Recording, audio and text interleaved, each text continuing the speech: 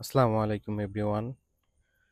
প্রতিদিন শহরের ব্যস্ত রাস্তায় আমরা সময়ের পেছনে ছুটি, কিন্তু সিগন্যালের লাল আলো আমাদের থামিয়ে দেয়। অফিসের তাড়া, ক্লাসের দৌড়, সবকিছু যেন এক মুহূর্তের মধ্যেই থেমে যায়। মিনিটের পর মিনিট আমরা দাঁড়িয়ে থাকি আর বুঝতেই পারি না কত মূল্যবান সময় আমাদের এভাবে নষ্ট হয়ে যাচ্ছে। কেউ বিরক্ত হয়, হর্ন বাজায়, কেউ আবার ফোনে ডুবে যায়।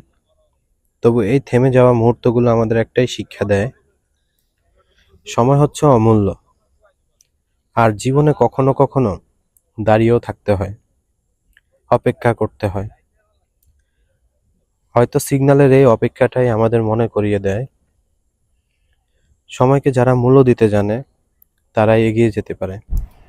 প্রতিটি মিনিট যেন আমাকে মনে করিয়ে দিচ্ছে, সময় কারো জন্য অপেক্ষা করে না।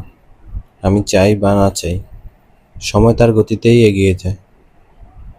হয়তো এই অপেক্ষার মাঝেই জীবনের আসল শিক্ষা লুকিয়ে আছে। সময়কে যিনি মূল্য দিতে শিখবেন, তার জীবনই বদলে যাবে।